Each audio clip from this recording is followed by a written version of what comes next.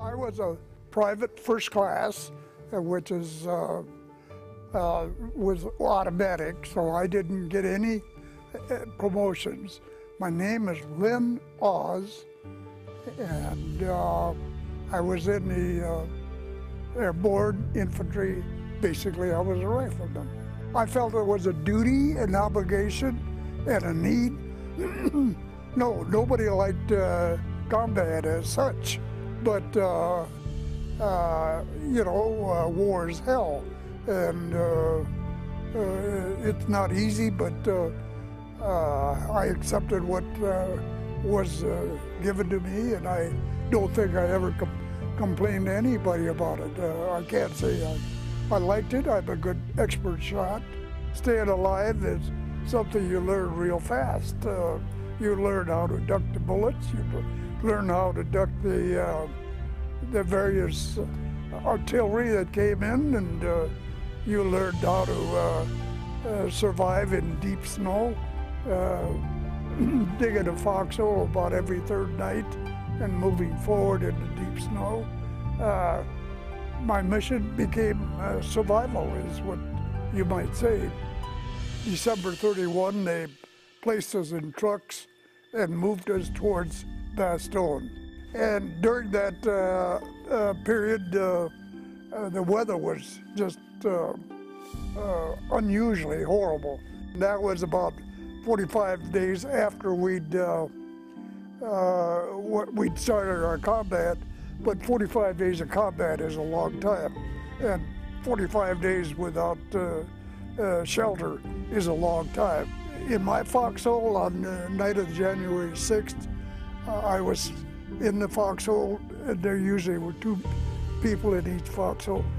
The person I was with was a man named Gerald Tidball, and he said, I know I'll be killed, and I tried to encourage him, but at 11 o'clock that morning, I was lying alongside of him, and I watched the artillery come walking towards us in the German pattern, and I said, let's get out of here. It's getting too hot here. And he said, any place is good enough. It isn't going to make any difference. I moved, he got killed. And that was at 11 o'clock in the morning. You could hear the artillery coming, and you knew who it was. We could hear the airplane motors, and we knew whether it was a P-38, a P-51, or a 47, or whatever it was, or an observation plane. And we also knew whether it was a German plane or not. And every time we moved forward, I was full of fear. There's no doubt about it.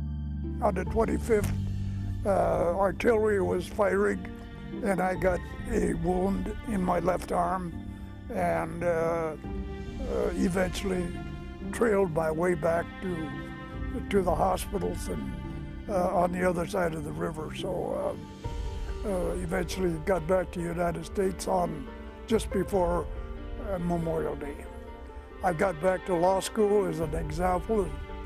I missed a test or something, and I went in to explain to the dean, Forest Guard, that I missed that test, and I tried to say that, you know, I was having problems. He was in World War I and was gassed in France, and suffered from those results. But in his case, he looked at me and blinked his eyes and said, "You've had gone through some difficult times, but it's time to move forward." And I decided, yeah, I got to move forward. And it wasn't always easy, but that's the way it went.